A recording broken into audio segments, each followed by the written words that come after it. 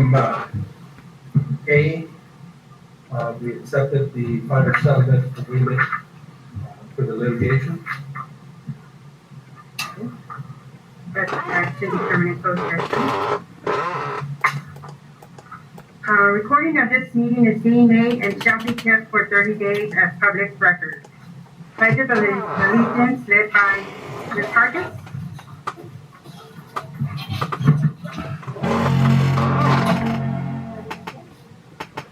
Allegiance to the flag of the United States of America and to the republic for which it stands, one nation, under God, indivisible, with liberty and justice for all. Roll call. We have Mrs. Anstey, Dr. Robinson, Mr. Bender, Mr. Gutierrez, and Michaela's not here. Do I hear a motion to approve the agenda? I'll make a motion to approve the agenda. Gutierrez, second by Robinson. All in favor? Aye. Aye. Comments from the public?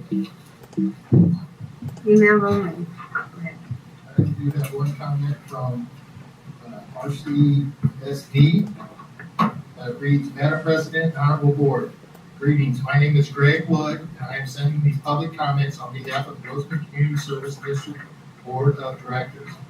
I've been discussing with your board president, Yolanda Sanchez, an action passed recently by the Roseman Community Service Board of Directors regarding a proclamation proclaiming September 14, 2020 as Pray Rosamond Day, a day for the community to unite in prayer at noon hour on September 14, 2020 to ask God to eradicate and heal our community and nation from COVID-19. This proclamation originated in the city of Fort Worth, Texas, where they proclaimed August 19, 2020 as Prayer Fort Worth Day. And since then, many communities and cities in Texas have followed Fort Worth's lead and adopted their own proclamations for the Day of Prayer. The RCSD Board of Directors would like to encourage community leaders and churches in Roseman to join us in proclaiming September 14, 2020 as Pray Rosamond Day. Since this issue came to your attention after the posting of your agenda, and because of the time-sensitive nature of the proclamation, I am requesting you to please consider adding the matter to your agenda tonight as a late-breaking item for discussion and action. Thank you for your time and consideration. Greg Wood, President of RCSD, and Steve A. Perez, General Manager. Thank you. RTA report? No? CSCA report? Okay, so I'm going to pass these out first because there is a little confusion, so I made copies of some stuff for each of you board members. You want me to do that, Sam? So first, I'm going to be very clear. Oh, I'm sorry. I kind of didn't hear you there, and I didn't really think about reviewing. That's okay.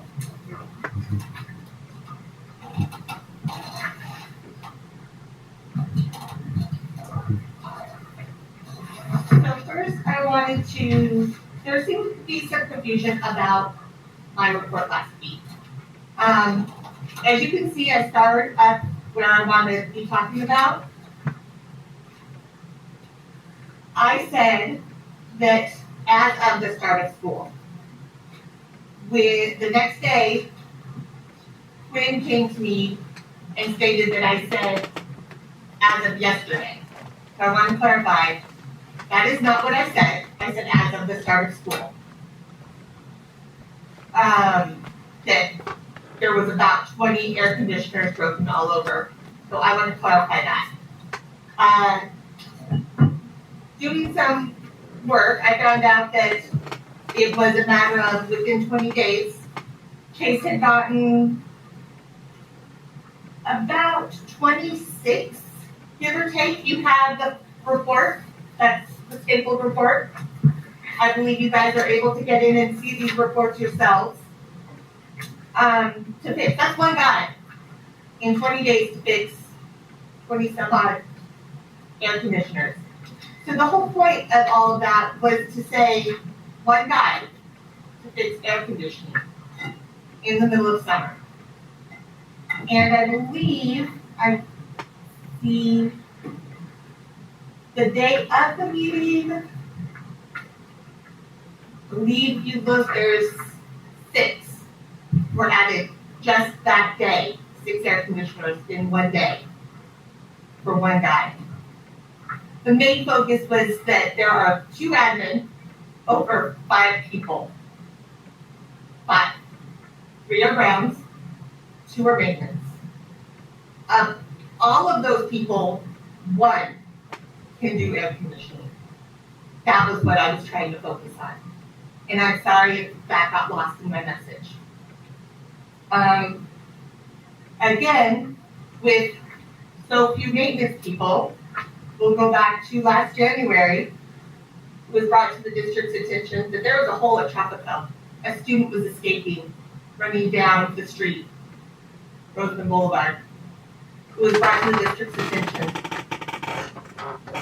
Luckily, COVID happened. We don't know when it got fixed. We know that as of February, it had not been fixed.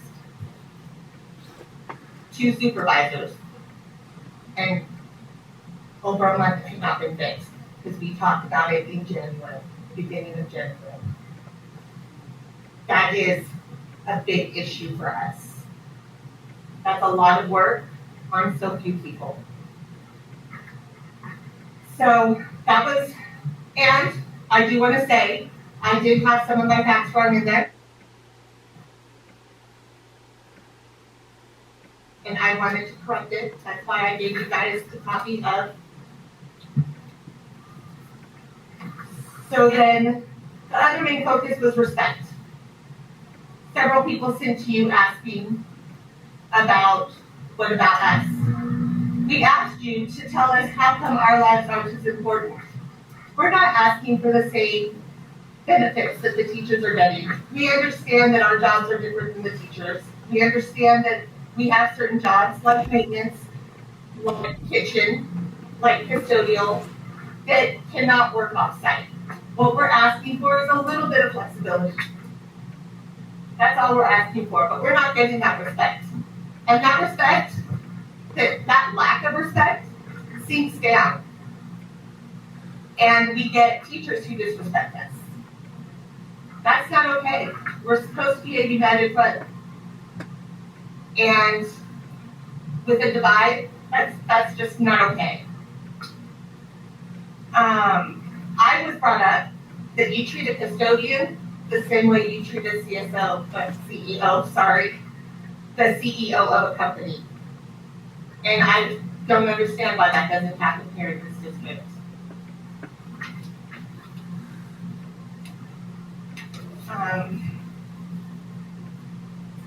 The next I want to talk about is, thank you to Mr. Paisley for bringing up the furlough days from Gaddis.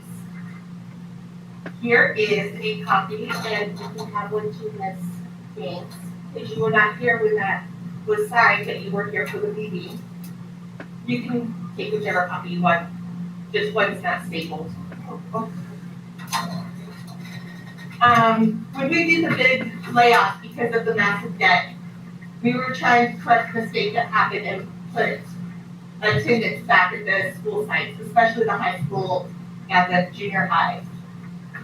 To do that, we offered 2 furlough days with the understanding it was 2 furlough days for the 1920 and the 2021 school year, with the understanding that we'd be back again in March to see where we stand if we could take those furlough days away. We didn't meet in March, it was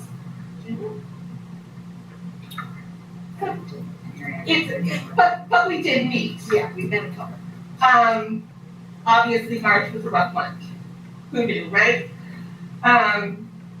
We did meet. Jonathan did say that it did look good. Obviously it looked well because we're out of debt.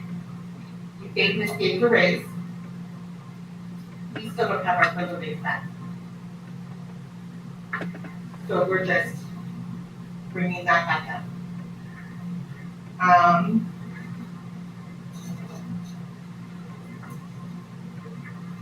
And I'm sorry, Ms. Gates. I understand this. There's a lot of pressure with COVID. But you brought up furlough days, and there's a huge difference between furlough days and what was being presented. What was being presented was staff like myself, a parent, I can Zoom with my teacher from home. Staff like the secretaries and the office staff, they can take some work to do at home and do a round robin so that there is always a staff member in the office to answer phone calls. That is what she meant. Furlough days were not meant. And Ms. Gaines, that is why it was brought up. So I apologize for bringing it up in this way and in this fashion.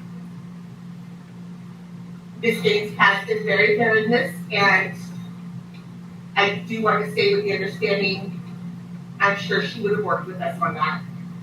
So don't take that as a negative with Ms. Gaines. But you brought up furloughs, so I brought it up.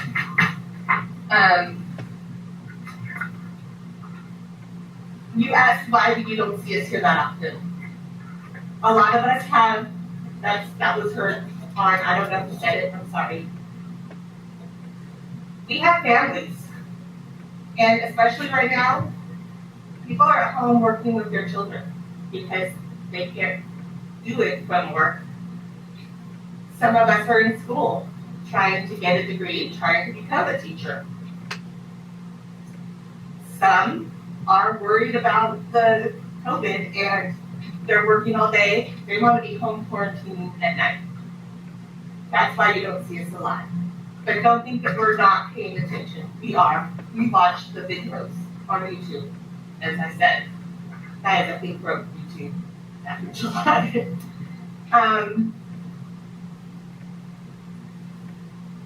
But we're not frustrated. We've moved past frustrated and we've moved past mad. We've been treated badly for a very long time. And we want it to stop. And that's it. Thank you, Mary. CPO report. Hey, can we, can you say for a minute, please?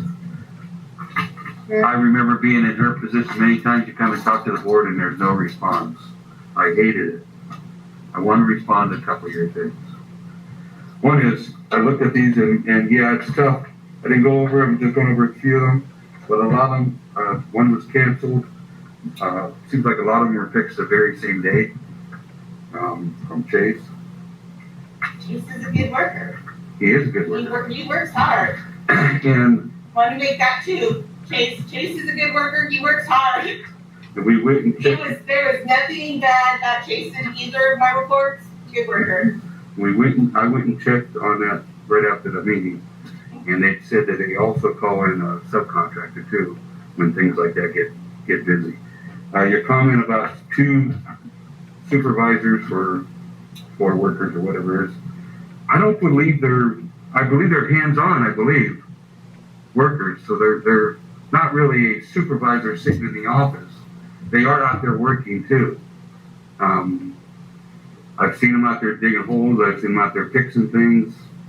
So I don't want them to feel like they're just some office personnel that's just writing out supervising. I do see them out there working. They seem to be working hard every time I see them. I don't see them all the time, but well, it seems obviously like they're not office personnel because when you guys questioned and you should have, because obviously there was confusion. This should have been able to be printed out to you and said there was some confusion. This is what was going on. You guys should have been able to get this the next day. I should not have had to been tracked down and ask where I got my information from. So obviously they are not office workers. yeah, they're to me they're hands-on. They're out there working too. I would like to look into some more of your Zooming. Like you said, you can Zoom from home too. That might, I mean, it's good that you bring this stuff in here so we can realize and really get a picture of who we're dealing with and what we're talking about.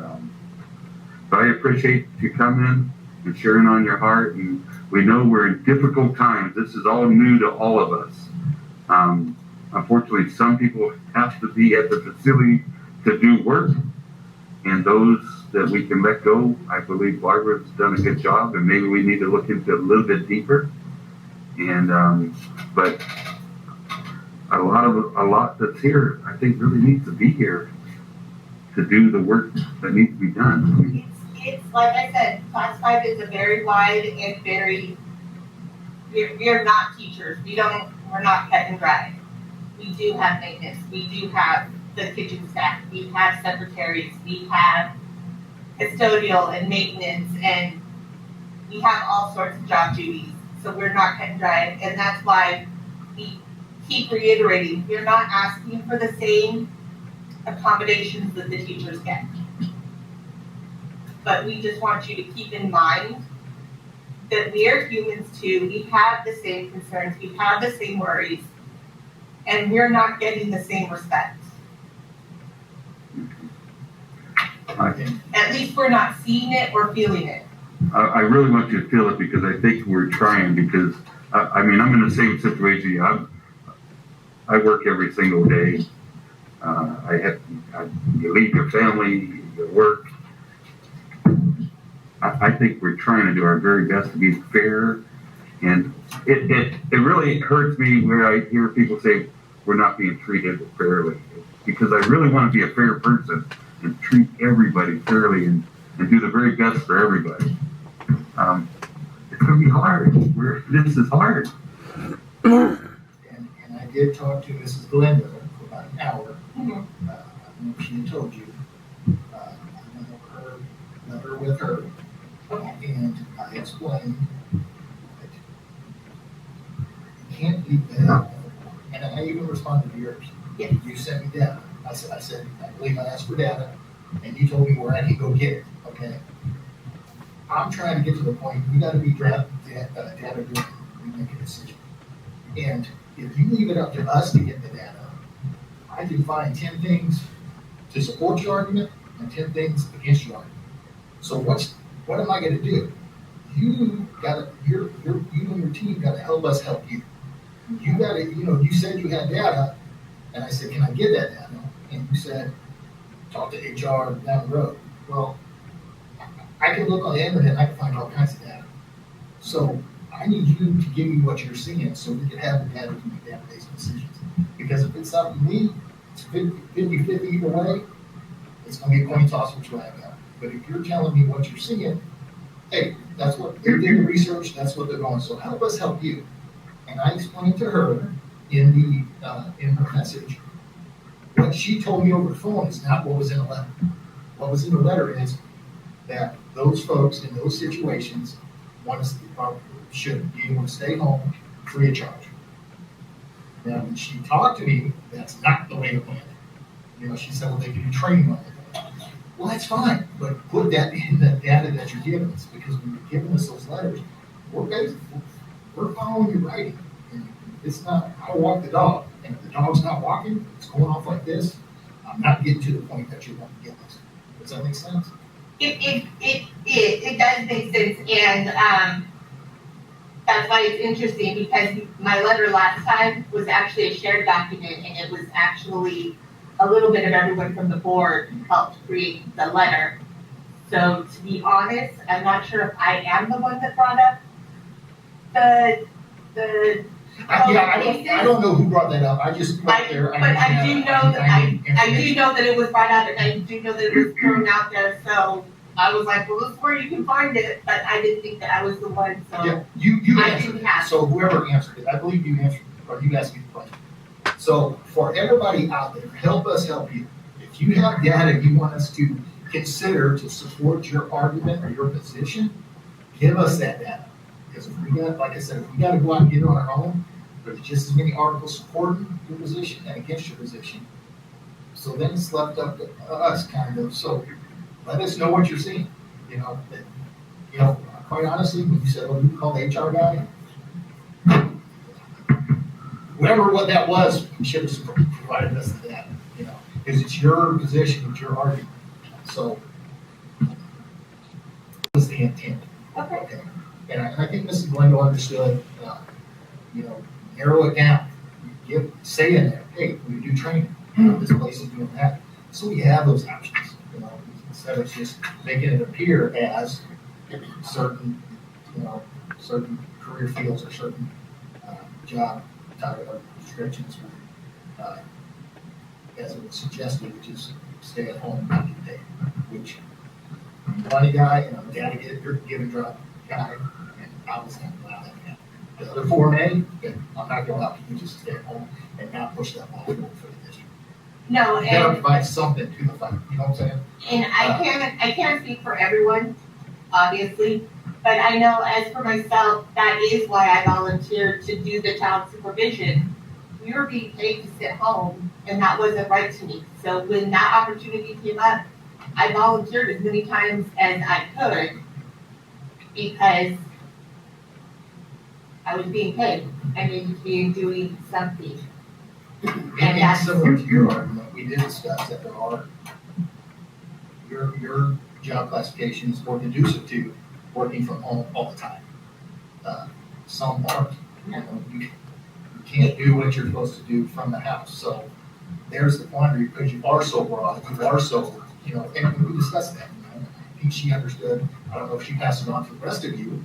But like I said, it was an hour, maybe longer discussion on it. She had valid points, but they were never presented, to us all, they hadn't come out and drawn out in an interview or a discussion. We didn't draw that out, so. And Yes, help us help. like I said, it does get hard because we have, I know the office staff goes and they keep up their training. There's always new technology coming out for the office. I've seen Ms. Galindo, I've seen Ms. Benson. Those are the two that I've worked with the most. So I am going to assume, and I know that's probably a bad thing, but I'm going to assume the other ones do as well. I've seen them go to college classes for modern office. And I know I'm not supposed to name, I apologize. But I've seen them go to classes just to keep up with what's coming up in the modern office areas. And we do all of this stuff on our own time as well as working. So it's a lot for us to juggle. I appreciate you coming tonight and sharing. To me, I'd rather hear it like this than read the letters, and I like to respond.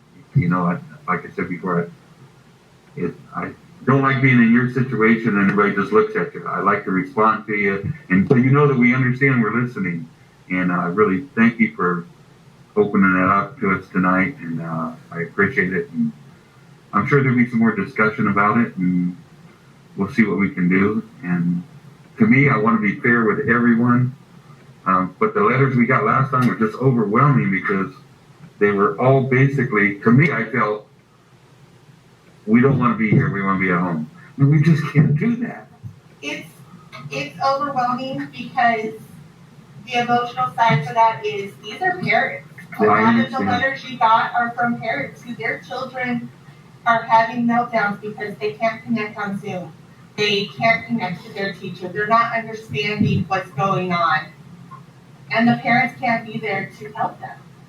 And it's heartbreaking for the parents to have to decide, do I lose money and help my children, or do I put food on the table and let my child suffer? And it's heartbreaking, and you guys got the heartbreaking part. It's all heartbreaking. It's a tough one. It really is.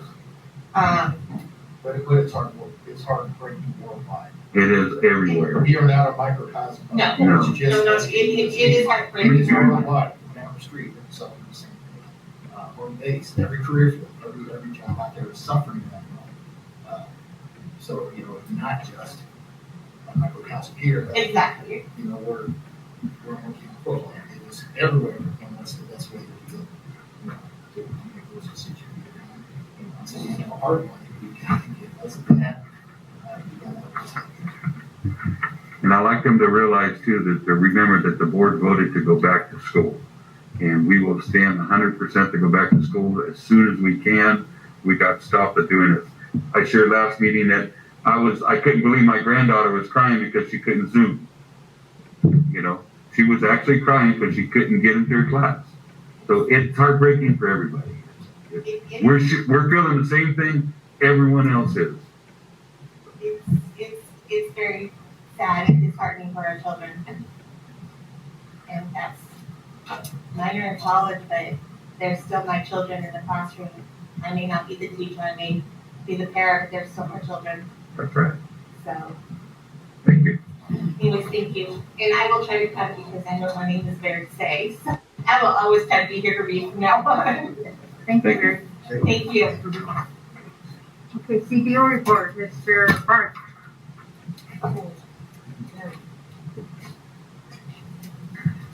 Good evening, thank you. And thank you, Mary, for your points. Just to carry off on Mr. Bender, I was at Transportation Services following the last meeting when you showed up, and I appreciated you being there. I recognized that you were there in response to the things you had heard previously. And I think they appreciated it because it is little things, and you all do those little things with staff, and sometimes I think they go unacknowledged as well. But when staff see you out and about, they do appreciate that. And they did circle back with me and mention that not all of them knew that I was in the main office when they saw you out at the PR. So that was a great thing. And once again, I talk about my transportation staff and my nutrition services staff all the time, but that program has been in flux. I feel like we're maybe verging on spamming the community with robocalls right now, but as we try to pull back a little bit from that, we don't want to leave folks out of the know because the program is shifting a lot. We started the year doing just breakfast and lunch and serving it throughout the day, and we changed our schedule to not conflict with classes. And we started at the 4 sites, and now we're out in the community and expanding some of those sites as well. And now the program itself has allowed us to open up and serve more than just breakfast and lunch. So that they started serving snack and dinner because we began providing some tutoring services, after school tutoring services. And now the national program has recognized a slump in overall meal participation across the country. So they allowed us to open up to serving the broader community the way we were in the spring. So now the program is shifting into high gear, serving breakfast, lunch, snack, and dinner, not just to our enrolled students, but once again to students 2 to 18, children 2 to 18, in the community. So they're much higher demand, and today they are actually running low on food at the sites. The off-campus sites, so the vans were rushing back to grab more food and return to be able to serve the needs and the requests that were there. So they ramped up production for tomorrow. They're doing a great job, and it's really nice to see the two departments partnering together to do the best that they can to meet the needs of our community, especially our students. So thank them. Thank you. I have a quick question. I think last time we talked, you said they did like 900 meals for the day. Now that's quite a bit lower than normal.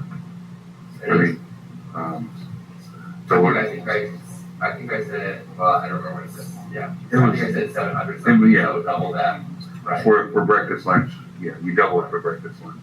So, but I mean, usually we're doing breakfast, lunch, and dinner for 3,000 students, right? Roughly our enrollment. When we're in session, Yeah. it approaches that, yeah. We're building back. We're not back yet to what we were at in the spring. But as we open up, the demand is opening up.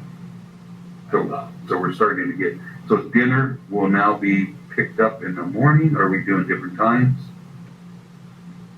So everything's being picked up In the morning. at one time. So breakfast, lunch, snack, and dinner. Right, and then at the sites, they have a later pickup time as well. They do have a later pickup time. Yes. So they've been messaging that out to families through the voice and email blast. And I usually go probably 3 times a week to pick up the breakfast and that, and it seems to be going really smooth. Good. I'd like to see it be a lot more. I'd like to see us to get up to 6,000 like we did in the normal days. But there's still a lot of kids out there not cashing in on our breakfast and everything. For some reason, I mean, are we not? Mr. Bender, if I can just piggyback on what Mr. Barr said, just a couple of days ago, the federal government has resorted back to the summertime program, which we feed all the children in the community, regardless of whether they're our students or not, ages 1 up to 18, I believe. And so the school district actually receives full price for each one of those meals from the government. So we will be back to doing that. It's a lot less restricted, and so you'll see our meal count more than likely double or triple in the next couple of weeks. Okay. So they won't be requiring students' IDs or names? They will not. And when school started, we were asking for names, right? And that was because at that point, the program did revert back to the traditional method of only allowing us to serve students currently enrolled in our district. As it's just been a couple of days, as Superintendent Gaddis said, that we've fully relaxed the federal requirement on that piece. And now anyone up to age 18 can come and request meals. They do not need to be present. We try to encourage that we know who people are, so that we do have the ability to meet demand and things reasonable, but it's not the job of the people there to be police and trying to guard anyone either. So we're moving smooth. I'm glad to go to the review. I know I passed a location the other day, and I passed there at a school site where they were passing out food enrollment bars of mine. So I was kind of surprised by that. But that's the experience people were having is when you're serving in the middle of the day, it's difficult for a lot of people, right? So a lot of parents are either home with no transportation and don't have the ability to come, or they're out and working, and the students are home alone, maybe or home with a supervision and can't come. So we're trying to really broaden the ability to expand in the morning service time a little bit as well, so that if we were too early for some people, we made it a little bit later. The early time, a little bit longer, trying to get a better window. So I'll be able to pull up and say I need 10 meals and you'll give them to me? If you would like 10 full meals. I mean, if I have that many If students. you have that many students. Okay. Right now I get 6, so I'm almost there. All right, thank you, Mr. Barr. Associate Superintendent, Ms. Hargis. Good evening.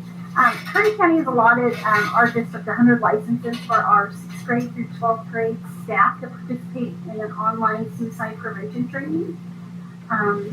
This training is mandated by Assembly Bill 1808, and we also have some board policy and administrative regulations that govern that. So the teachers received that information today.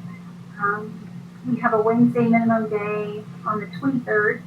And so he said, instead of PLCs on that day, take the opportunity to take this valuable training. So looking forward to them participating in that. And then in a few weeks, they're going to give us 500 licenses for students to also participate in the training. So we have about 1,400 students that fall into 7th grade through 12th grade. So we'll have to be a little bit strategic and figure out where we're going to best use those 500 licenses. But certainly that is a significant number of students that will be able to participate. Sending out our 4-week letters.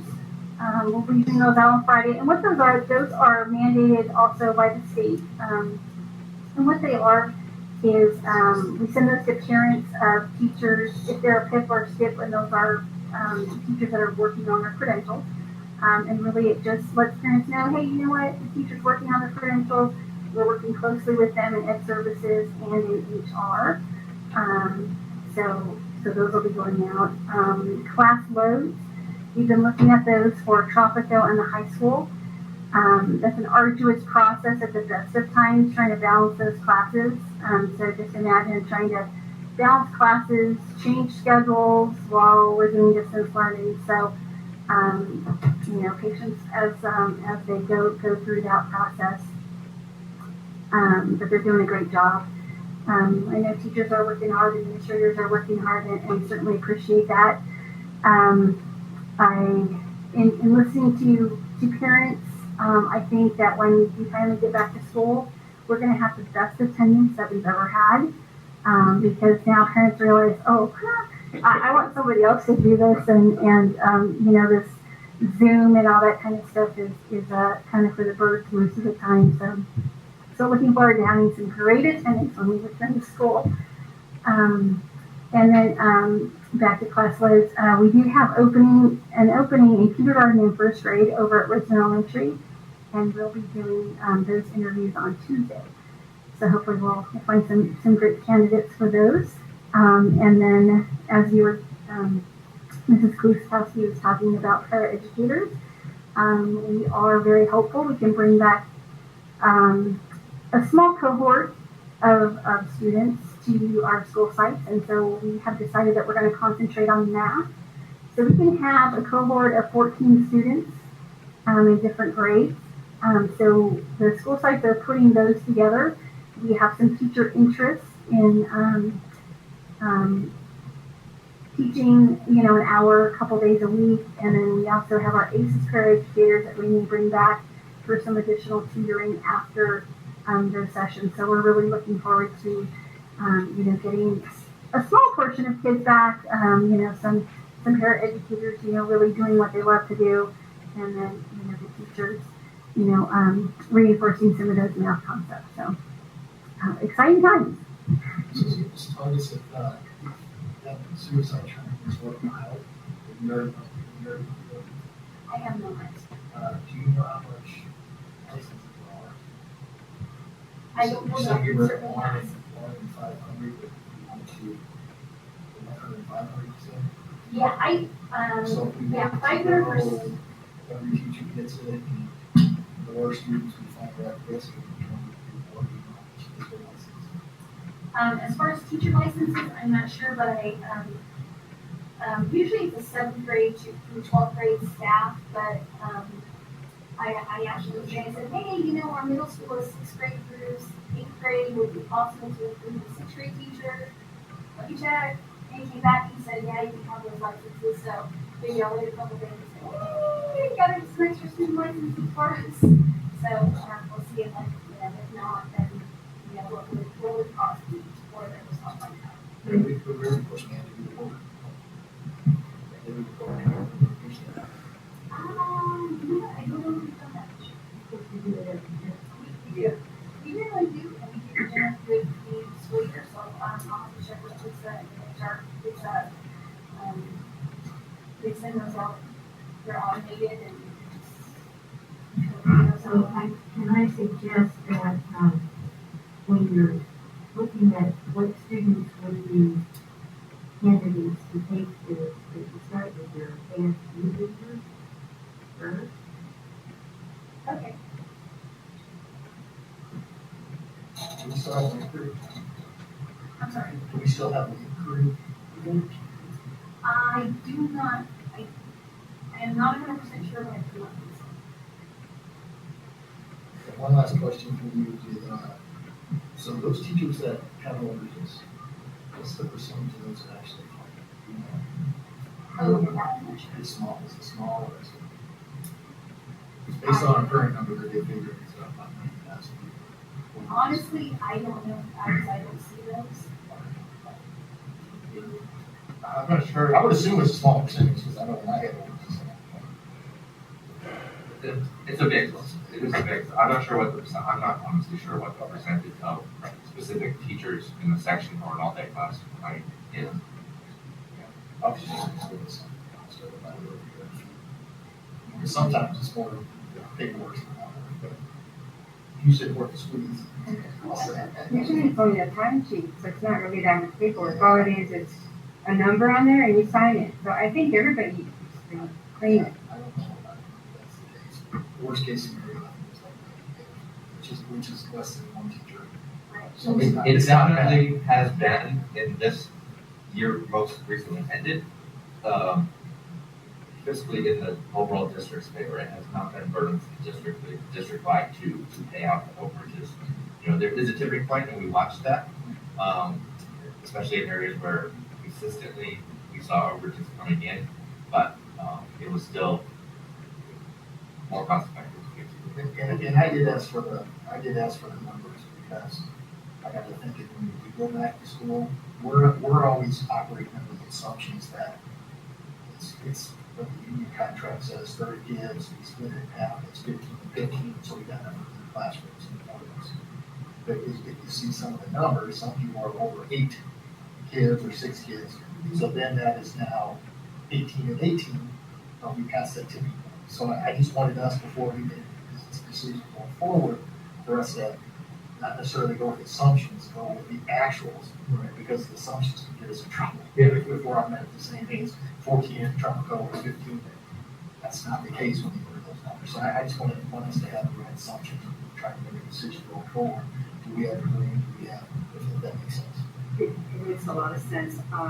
Just to sort of piggyback on what Leanne was talking about today, Leanne and I looked at the numbers, and what we found was that before anybody is going to get paid for overages, the site admin need to balance their classes. When you have a teacher, for example, who has 22 students in one period, 34 in another period, 30 in another period, there needs to be some movement.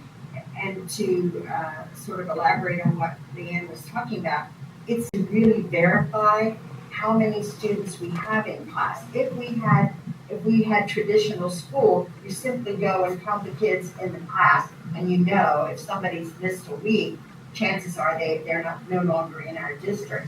However, in distance learning, some of the kids we can't tell are they still enrolled? Do they have a Wi-Fi issue? Are they purposely not zooming into the classes as they should? There are multiple reasons there that the site admin have to verify first.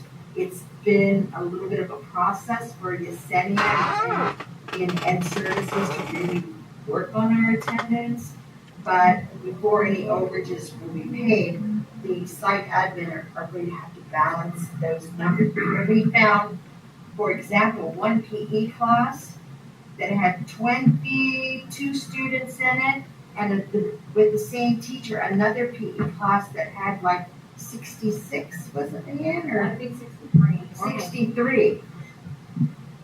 And that's just, some of the kids may not have shown up. When you schedule kids, some of those kids may not show up. And so it's a process of, okay, now we, 8 or 9 kids, I'm making this up, did not show up for that period. However, 22 to 60 something, that's a huge gap. Some of those kids, now's the time, are gonna have to be moved. And sometimes it's difficult because maybe there's a class that child has to have, an elective class that really, that's the best time for them to have PE, or maybe they're in algebra and or they're in honors classes. So it is a process. It takes several days to right that wrong after the dust has settled. But we know that the admin are looking at those numbers. Payout starts at 30 days. I believe the day is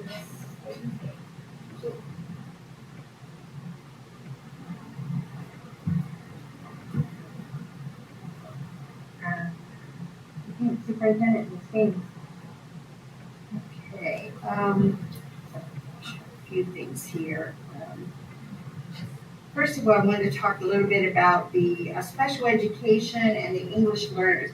What Mrs. Hargis talked about was our after-school math academy, math clinics, whatever. We know that one of the areas that our children really struggle with learning loss across the states, especially in California, was in the area of math. So we talked about, we're going to do a clinic, an academy. Let's have all of our schools focusing on math right now. That would be after school so that teachers are not double dipping.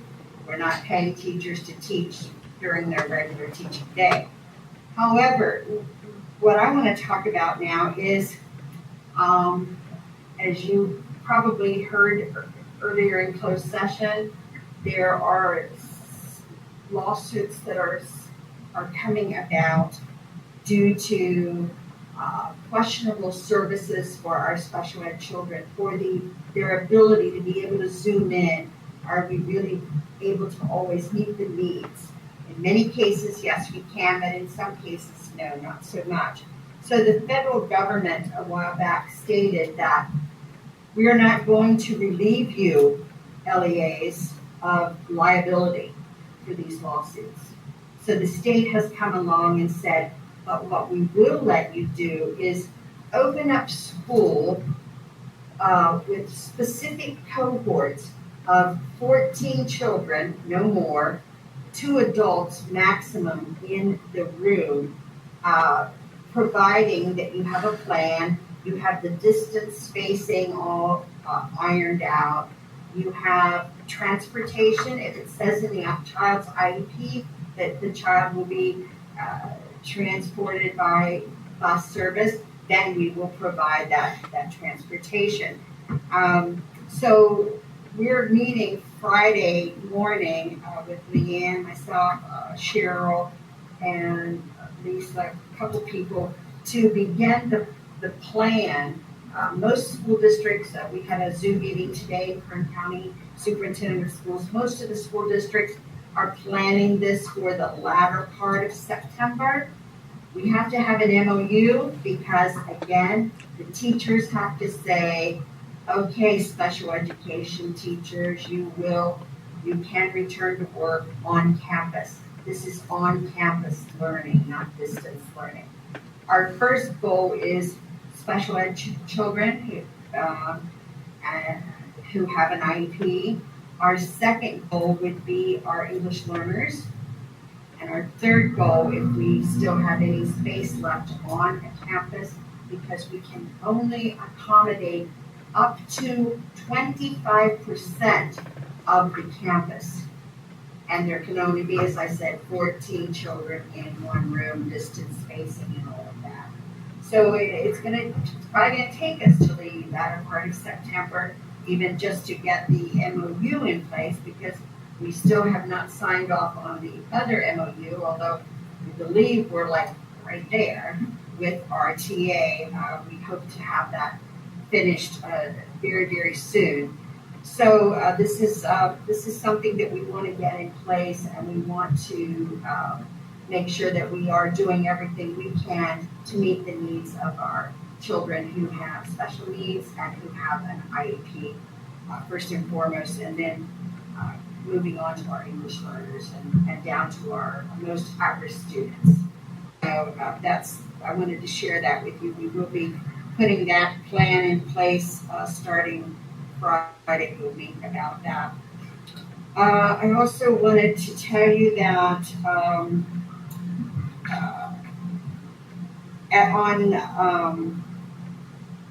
the 9/16 meeting, I will agendize a motion that references voting to rescind the 45-day revise that you approved on August 5th. And at that same time, the new 45-day revise will be added to the agenda for you to approve, along with the unaudited actuals. So I just wanted you to be aware of that. I also wanted to say this evening, and I hope she's zooming in, our new student board member, Michaela Gaddis, who I understand 2 years ago as a sophomore was a student board member. So we want to welcome her back and look forward to meeting her. She's now a senior at Roseman High School. And I've heard a very, very bright young lady. So I'm really, really excited to welcome her. So Michaela, if you're listening, we're looking forward to having you join us here on the dais. Also, let's see. Sammy, do you have the pictures of this? Wanted to share with you. We finally got the partitions up in our site for part of our safe school environment. That's what I'm calling it, for lack of a better title. So if you wanna go, this is Tropico Middle School. You should have two pictures, yes. As you can see, there's a little area at the bottom where the parents, that's Roseman Elementary, can, put their documents. So there's that glass. And Mario, you mentioned the name of the glass, and I forgot it already the other day. Tempered glass. Tempered glass? Yes. So these have been installed. The gentleman who installed them, the company, he had the glass all along. We were waiting on the hardware, and so he couldn't get the hardware, but now they've all been installed. So if you have a chance to go out and see them, even at Rare Earth, they have the has it also over there as well. So let me see, I believe that is much. Yeah, I think that's it. Thank you. All right, thank you, Ms. Gaines. Barbara, was that 25% of the actual school's enrollment, or 25% of what our school could hold? 25% of what our school can hold. Okay. The capacity of what our school can hold. So there's a possibility we could have 250 students at the elementary school. 250? Students. Here again, I would have to see how many rooms. That would probably be more than our capacity. So I'm thinking probably not 250. We're going to start first with trying to get back all of our special education students.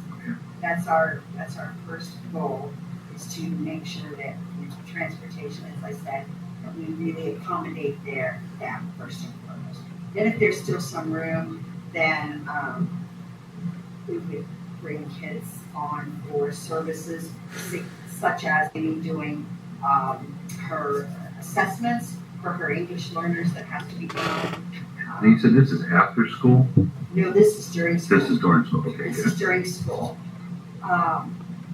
The Ann's Math Academy or clinic, whatever she calls it, that is going to be after school, because that will be teachers, volunteering who want to do that. We will pay them the extra duty hours, math teachers who want to teach math, and also some time to plan.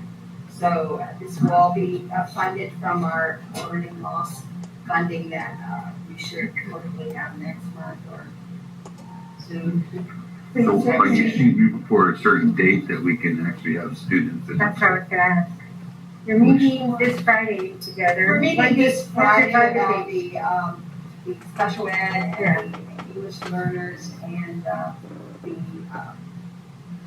we don't need the MOU for the clinic. So For the that could special ed? actually come into play sooner. We're hoping to get the math academy started by September. When are you planning the special education?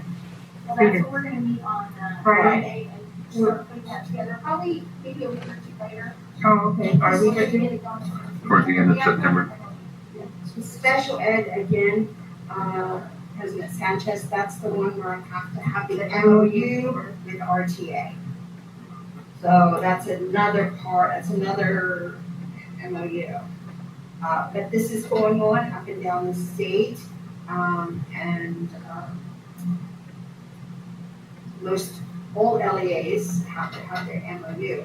Some of them have actually jumped in before they had an MOU and have presented a little bit of a problem. I don't want that to happen in Southern Current, so we will be meeting with Mr. Quellman and his team, and hopefully very, very soon. But before that, even, I want to make sure that we have our plan in place, because more important is our plan. What's it going to look like?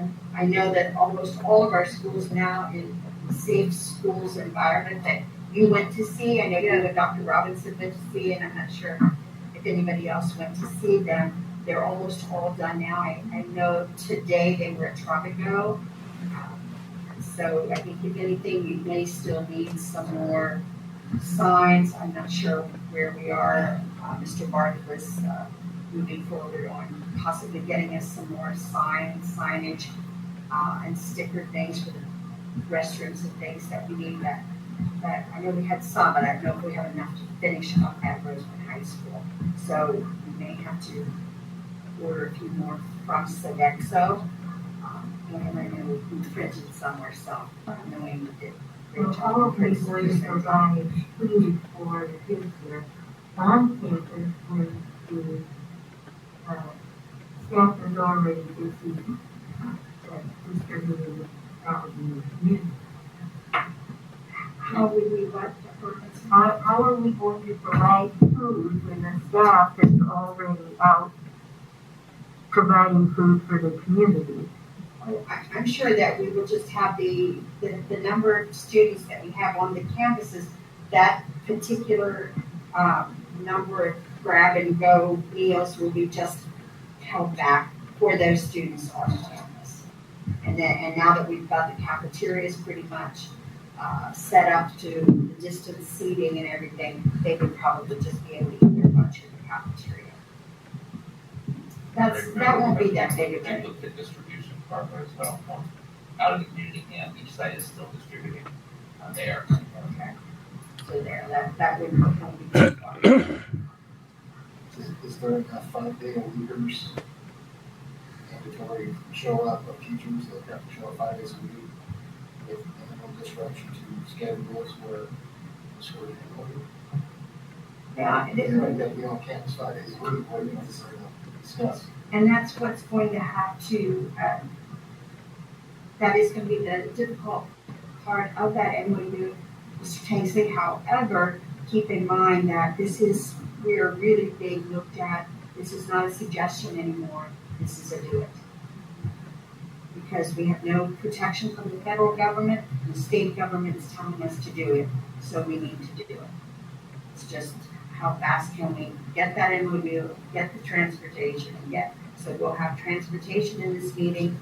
We'll all sit down and discuss what do we have in place and what do we need to put in place between now and then. How will we see working on the current RTA? The current Yes, the current RTA MOU, as I said the last time you and I talked, Mr. Tank said, it's in Mr. Collins' hands right now. I would think that it's like almost ready to be signed any day. We have very little differences at this point in time. It's for 4 months now, or 4 weeks, 5 weeks. How long's the process? It's probably been a couple of months, but the thing of it is,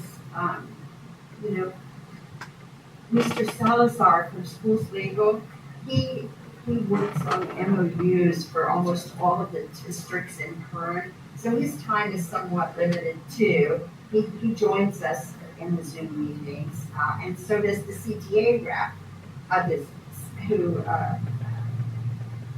this is Kathy Vanderzee. So they have schedules that, they're not always necessarily available. So we have to kind of all work together to get the schedule, but I think it's going to happen very, very soon. And Mr. Coleman already, we're going to talk Thursday or Friday of this week about the MOU for this special ed training. I've kind of already brought that to his attention, and I'm sure he's aware of that. Okay, so can we go ahead and start the MOU for Monday? Now? So by the time we get a chance to go that way, we're at an 80% solution. Instead of waiting until orders is given to go ahead and then we start it, can we start it now? Because we kind of know what it's going to look like. My answer to that would be, can I get past my special ed one first and then I'll zoom in on that one? I don't want to scare, although I will tell you that the last report I had from Kern County was hospitalization. We have to be below 8%. Kern County is already below, we're at 6.3. That was like a week ago. And at one time, on the day that they threw us on the list, we were at about 29% in Kern County. We're now down to 12. We just need to hit 8. So we are coming back down to a sense of, to where we will be able, the board will be able to reconsider either a blended model or return to traditional school. We just have to stay off that list for 14 days, which includes weekends.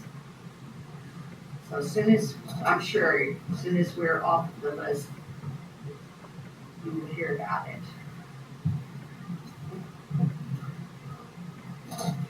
Board communications, Mr. Bender. I pretty much said everything already. Okay, You good? you're good. Okay. Dr. Robinson? I just want to say that I am so looking forward to getting students back in school because I just don't believe we can meet all the needs of all the students. Well, I just came back from visiting my grandchildren and I have my granddaughter is a junior in high school, and so she's doing distance learning. She is managing everything just fine, but she's got, a house to live in. What about homeless kids? Where do they even go to sit down with the computer? And I'm just concerned about those kids with lots of needs. And I want to make sure that we are meeting their needs. And I understand that a lot of parents are wanting to keep their kids home because they want to keep their kids safe.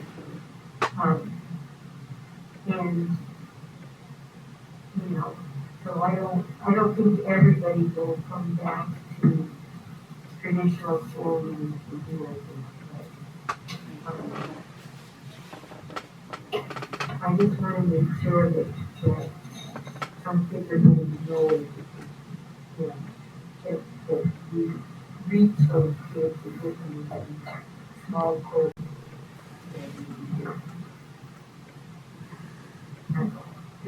We talked about the cohorts for special education. How much longer after for the English learners are we talking about then?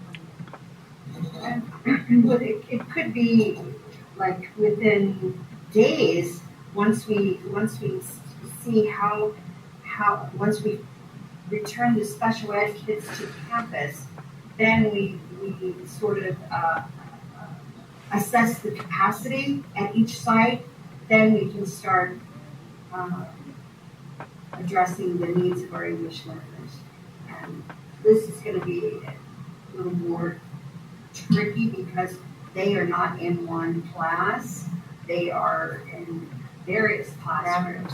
So that's going to require a little bit of thinking, and we probably have more English learners maybe at Roseman Elementary than we do at West Park. So we're going to have to see what's the best solution for that and to see how many we have in one class and try to work from there. But for sure, our first priority is the special education. And then regarding the proclamation for September the 14th for Roseman Day, I was just encouraged to participate if you can, but it will not be on the agenda. We need it for discussion, so we missed that day. That's all I wanted to say about the proclamation. Mr. Nancy? Okay. I do have one more thing to Chase Shank, who's fixing all of our air conditioners. As I look at this, it says completed 2 hours.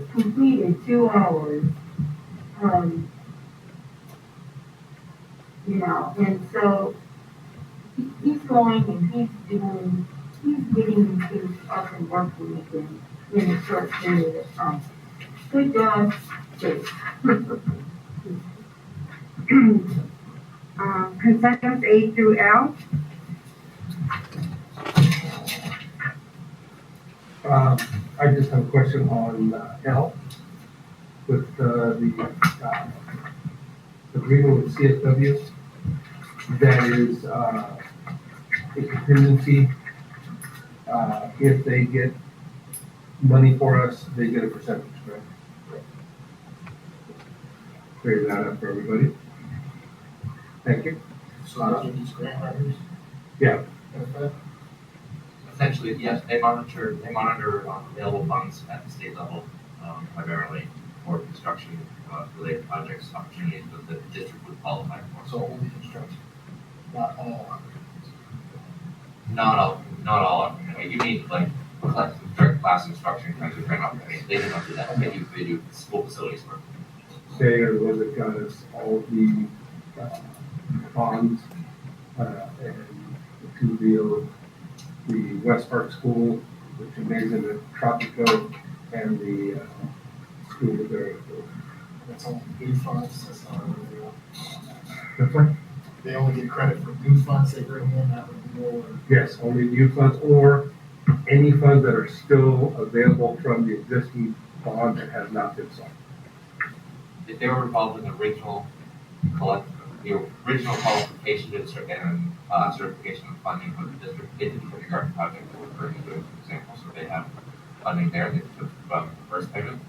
When we move to the second, they'll have a payment out of the second payment as well. And then coming down the road, likely it will be February or March. We are entitled to reimbursement for a couple of past projects in the district. They are connected to those, so they do have a percentage draw there.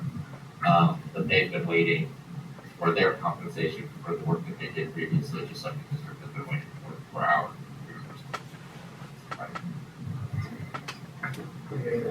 With that, I will make a motion to accept AUL.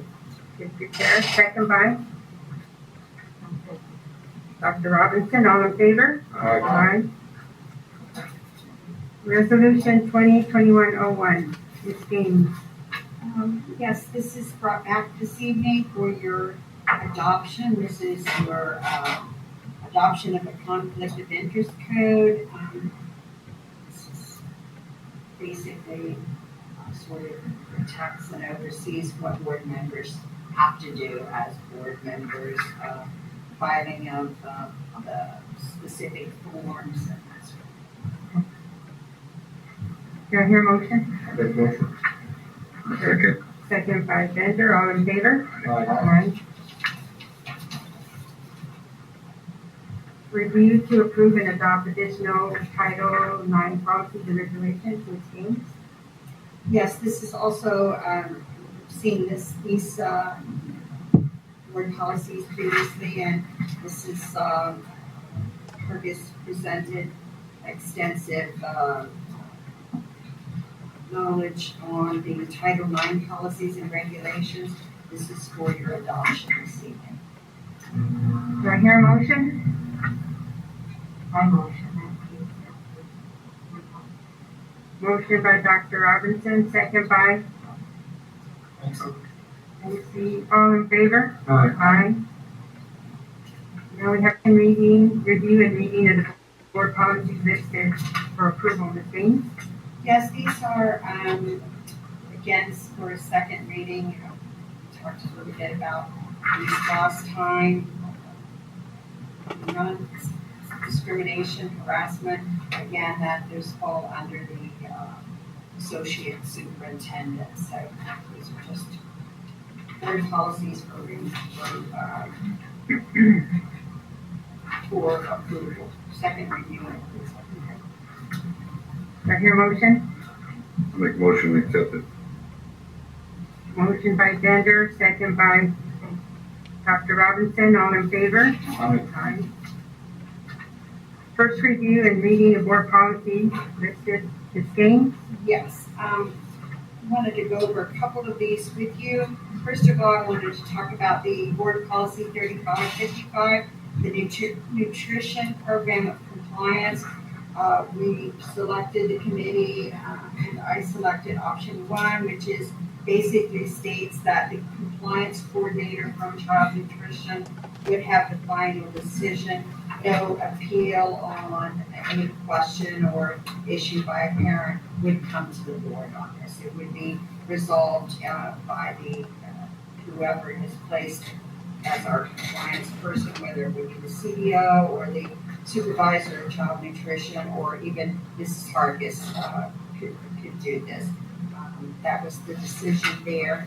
The one that I want to really bring to your attention is the board policy 6142.7 and the AR, physical education and activity.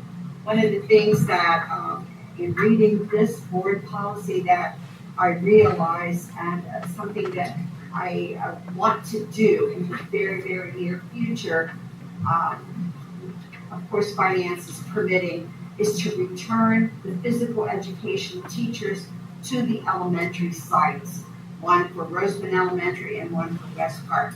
And this is the reason why. If you read this board policy, it stresses the importance of a high-quality physical education activity to encourage lifelong physical fitness from grades 1st through 12, but obviously we should also offer it for our kindergarten students, so many minutes a week. It talked about PE students being able to model the content standards in physical education, and they should be receiving their age-appropriate PE standards. And I'm not saying that our teachers at the elementary sites right now are not providing PE even prior to the distance learning, but there are unique standards to physical education, just like there are standards for math or language arts. And I think an actual physical education teacher would best provide those standards for our children. So it talks about each LEA providing that type of physical education for their students. So as soon as we have the funds, my goal is to return a PE teacher to both elementary sites. Make a motion to approve. Heard such information? Yes. Prove it anyway. Okay. Hey, I don't have to fight for this anymore. Personnel items on the agenda, we have a correction on page 7. Remove Rebecca Eubanks as a mentor teacher as requested.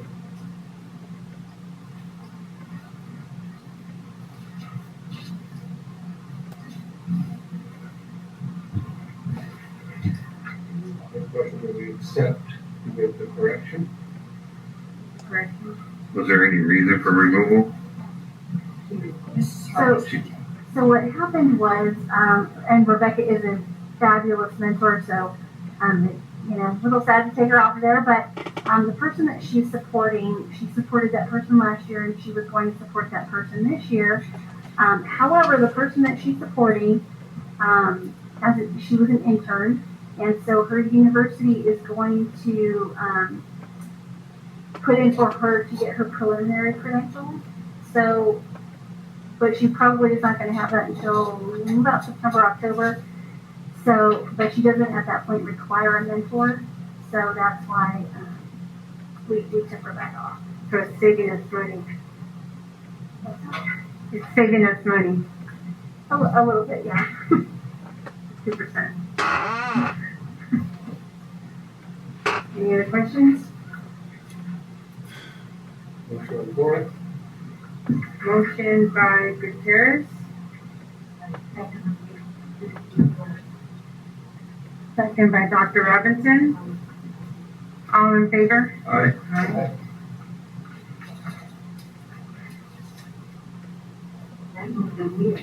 Okay, Dr. Robinson, second by I'll second.